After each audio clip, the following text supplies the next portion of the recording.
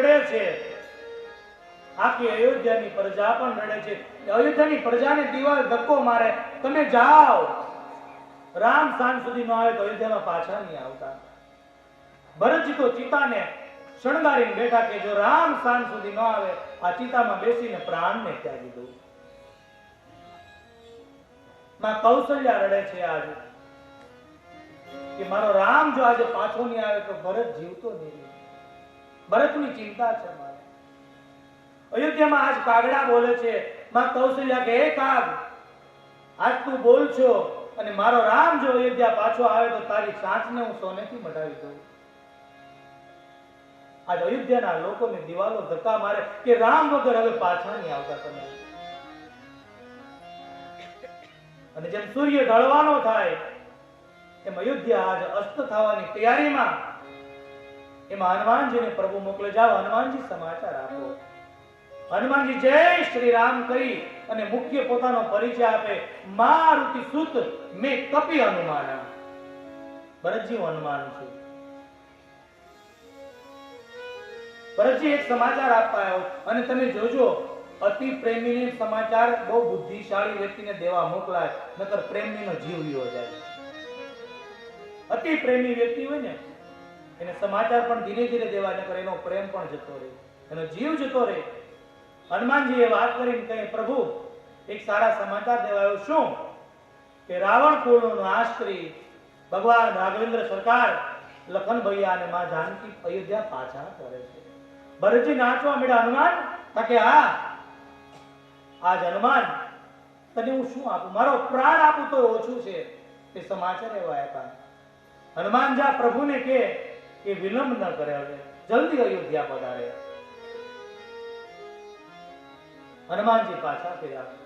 આ બાજુ માં કૌશલ્યાને કે ભરતજી માં મારા બધા જ પાપો આજે દૂર થયા એવું લાગે, મારો ઈશ્વર મારો રામ પાછા આવે છે. માં કૌશલ્યા આંસુ લૂછતા લૂછતા કહે કે રામ આવે તો મને બહુ આનંદ છે, પણ એનું પાછળનું કારણ એક છે કે મારો ભરત જીવતો રહી જાય. માને ભરતની ચિંતા હતી.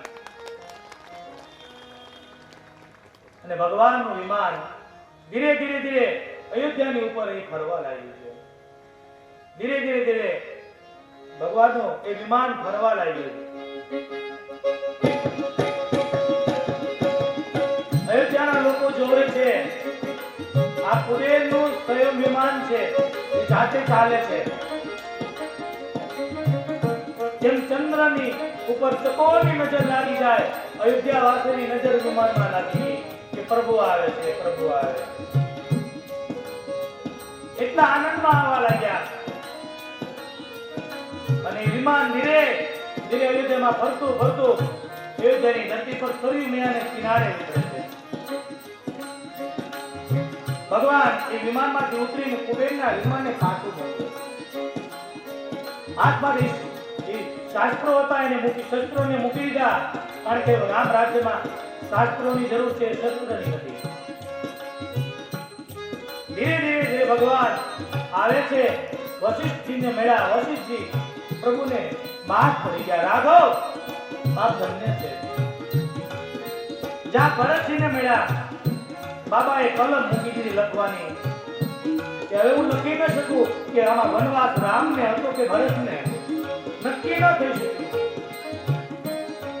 ભગવાનને લાગ્યું કે બધાને મળવું પડશે, માટે ભગવાને અનેક રૂપ લીધા. અમિત રૂપ પ્રગટે કાળા, અમિત રૂપ પ્રગટે કાળા, અમિત રૂપ પ્રગટે કાળા, જથા જોગ કિએ सबहि कृपाला, जथा जोग मिले सबहि कृपाला, जथा जोग मिले सबहि कृपाला, जथा जोग मिले सबहि कृपाला.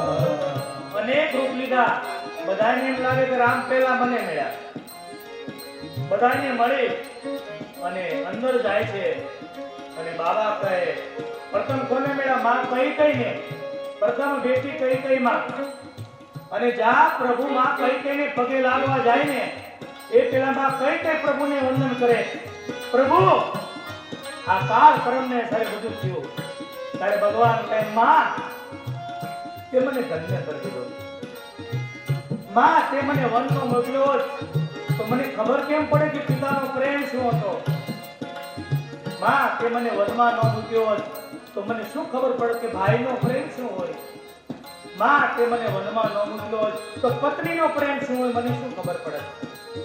માં તે મને વનમાં ન મૂક્યો હોત તો મને ભક્તિ કઈ રીતે મળત. માં તે મને ધન્ય કરી દીધો. પ્રભુ માના ગોદમાં બેસીને રડવા લાગ્યા. અને રામ વનમાં ગયા એટલે રામ બન ગયે इसलिए રામ બન ગયે. રામ બન ગયે इसलिए રામ બન ગયે. વનમાં રામ ન જાય તો રામ ના બને. માં કૌશલ્યાને મળ્યા, માં સુમિત્રાને મળ્યા. માં કૌશલ્યામાં રામને નથી મળતા દોડીને લક્ષ્મણને મળી અને છાતી પર હાથ ફેરવા મળ્યા. બાપ તને જ્યારે બાણ વાગ્યું મને સમાચાર મળ્યા ને ત્યારે એવું લાગતું કે અમારો પ્રાણ જતો રહે. લખન તારું ઋણ છે બાપ. રામ જન્મી તારું ઋણ નહીં ચૂકવી શકે. અને હવે ભગવાન કહે કે હવે આજે જ મુહૂર્ત લ્યો, આપણે કાલ નથી કરવી. અને આજે જ મુહૂર્ત લઈ એ જ વસ્ત્રો એ જ આભૂષણો 14 વર્ષ પહેલા જે સીતાજી અને ભગવાનને પહેરાવાના હતા એ શણગાર કર્યો અને રાજ્યની સ્થાપના કરી. અને બ્રાહ્મણોએ આશીર્વાદ આપ્યા. પ્રથમ તિલક વશિષ્ઠ મુનિ કીધા. પ્રથમ તિલક વશિષ્ઠ મુનિ કીધા. પ્રથમ તિલક વશિષ્ઠ મુનિ કીધા. સપતિ પ્રથમ આયસ દીના. મુનિ સપતિ પ્રથમ આયુષ દીના. મુનિ સપતિ પ્રથમ આયસ દીના. મુનિ સપતિ પ્રથમ આયુષ દીના. પ્રથમ તિલક વશિષ્ઠ મુનિ કીધા. વશિષ્ઠ મહારાજે પેલું તિલક કર્યું. બ્રાહ્મણોએ આશીર્વાદ આપ્યા છે.